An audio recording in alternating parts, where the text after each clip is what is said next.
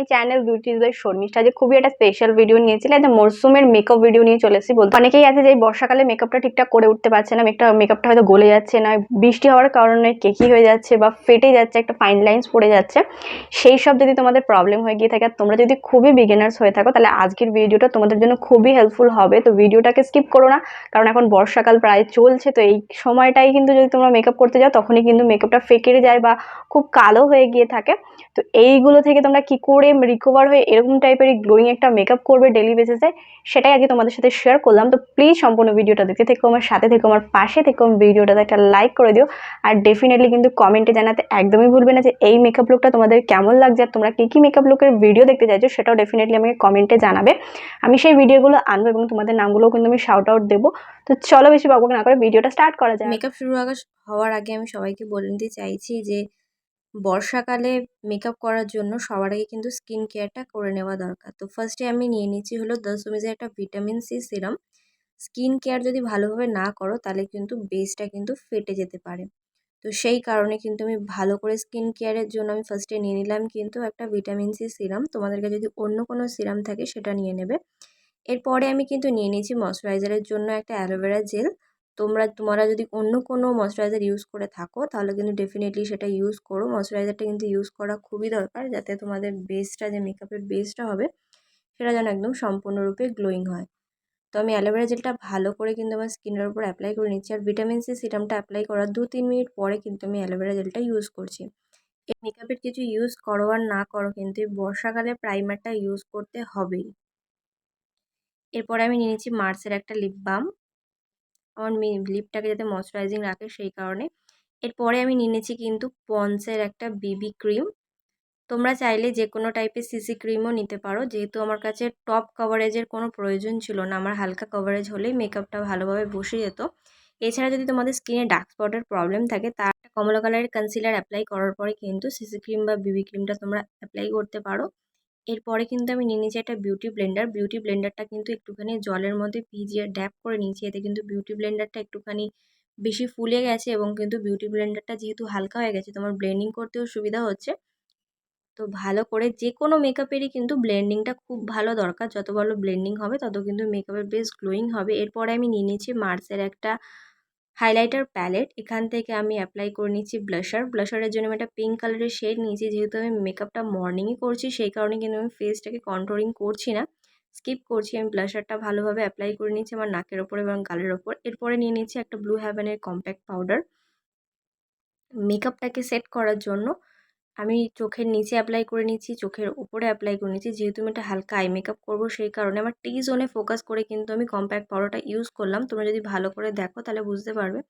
এরপরে আমি নিয়ে নিচ্ছি কিন্তু একটা আইশ্যাডো প্যালেট থেকে এই গোল্ডেন কালার শেডটা। তোমরা যদি আইশ্যাডো অ্যাপ্লাই করতে প্রেফার না করো তাহলে কিন্তু এটাকে স্কিপ করতে পারো, কিন্তু তোমাদের না ভালো লাগলে কিন্তু তোমরা আইশ্যাডোটা অ্যাপ্লাই করো না। যেহেতু মর্নিং মেকআপ লুক সেই কারণে কিন্তু আমি একটুখানি হালকা কালারেরই একটু গ্লিটারি শেড দিয়ে জাস্ট একটুখানি ড্যাপ ড্যাপ করে নিলাম, যাতে চোখটা একটুখানি হাইলাইট হয়ে ওঠে। তো আমি হাতের মাধ্যমেই কিন্তু অ্যাপ্লাই করছি, তোমরা দেখতে পারো আমি কিন্তু কোনো ব্রাশ নিলাম না। এরপরে কিন্তু আমি নিয়ে নিয়েছি একটা লাইনার।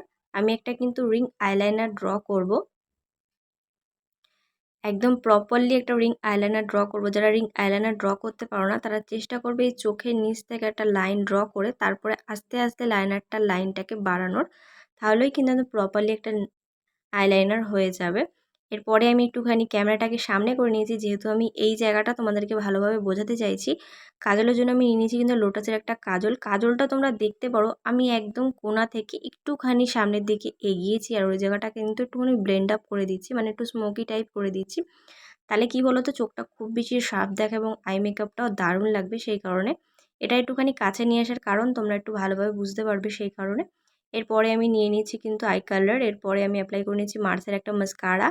ডবল কোট করে অ্যাপ্লাই করছি যাতে আমার চোখের যে পাপড়িগুলো আছে সেগুলো যেন একটু ভালো বেশি বড় বড় হয়ে দেখায়, তাহলে কিন্তু দেখতে বেশি ভালো লাগবে।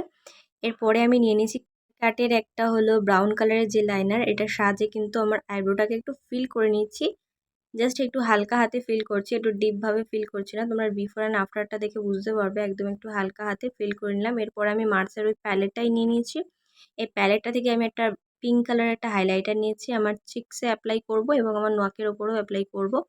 তো সবসময় হাইলাইটার অ্যাপ্লাই করার সময় না একটুখানি ছোট ব্রাশ নেবে, দেখতে পারো হাইলাইটারটা কত সুন্দর ব্লেন্ড আপ হয়ে যাচ্ছে, দেখতেও কিন্তু খুবই সুন্দর। এরপরে কিন্তু আমি নিয়ে নিচ্ছি সুগারের একটা লিপস্টিক, তার সাথে নিয়ে নিচ্ছি একটা নিউড কালার। তোমরা যদি একটু ডাস্কি স্কিন টোনে হও তাহলে তোমরা চেষ্টা করবে কোনো একটা ডিপ কালার ব্রাউন কালার ঠোঁটের উপর দিয়ে অ্যাপ্লাই করবে, মানে লাইনটাতে অ্যাপ্লাই করে নেওয়া। তারপরে কিন্তু তোমরা যে হালকা কালারের যে তোমরা মানে নিউড কালারটা যে লিপের উপর অ্যাপ্লাই করবে, তাহলে কিন্তু তোমরা যে ডাস্কি স্কিন টোন হয়ে থাকো তাহলে কিন্তু খুবই ভালো দেখায়। তো আমি ভালো করে অ্যাপ্লাই করি না ব্রাউন কালারটা, যেহেতু আমার কাছে লিপ লাইনার নেই সেই কারণে আমি লিপস্টিক দিয়ে একটা লাইন ড্র করে নিলাম, মোটা করে একটু লাইনটা ড্র করলাম। এরপরে যে নিউড কালারটা আছে না সেটাকে একটুখানি হাইলাইট করার জন্য ঠোঁটের ওপরে এবং নিচে অ্যাপ্লাই করে নেবো, এতে কিন্তু আমার ঠোঁটটা খুব হাইলাইট হয়ে উঠবে। ঠোঁটটা কিন্তু একটুখানি প্লাম্পও লাগবে, একদিকে কিন্তু একটু হাইলাইটিংও হবে। দেখতে পাচ্ছ জাস্ট ঠোঁটের ওপরটায় নিচটাকে অ্যাপ্লাই করে একটুখানি দুটো লিপস্টিককে ব্লেন্ড আপ করে নিয়েছি, যাতে কোনো হার্শ লাইন না থাকে, এটা কিন্তু খেয়াল রাখতে হবে। হার্শ লাইন না থাকলে কিন্তু খুবই বাজে দেখাবে। তো একটু ভালো করে ব্লেন্ড আপ করে নেবে, তাহলেই কিন্তু ঠোঁটটা খুবই মানে একটু প্লাম দেখাবে এবং কিন্তু খুবই হাইলাইটিং দেখাবে। তো এটা একটা লিপস্টিকের ট্রিক তোমাদের সাথে শেয়ার করে দিলাম।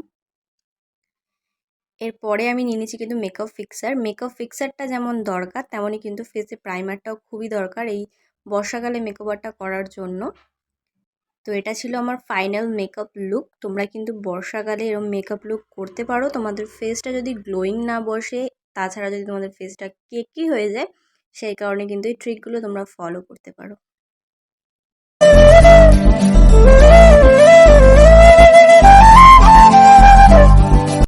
তো তোমরা দেখতেই পারলে কিভাবে কিন্তু আমি বর্ষাকালের জন্য একটা বেস্ট মেকআপ লুক তোমাদের সাথে শেয়ার করলাম। তোমরা কিন্তু এটা এভরিডে মেকআপটা করতে পারো, খুবই মিনিমাইজ কিছু প্রোডাক্ট দিয়ে কিন্তু আমি মেকআপটা করেছি আর তোমাদেরকে একদম হাতে ধরিয়ে শিখিয়েছি কোনটার পর কোনটা ইউজ করলে কিন্তু মেকআপের বেস এরকমই গ্লোয়িং বসবে। আই হোপ ভিডিওটা তোমাদের খুব বেশি কাজে লেগে যাবে এবং ভালো লাগবে।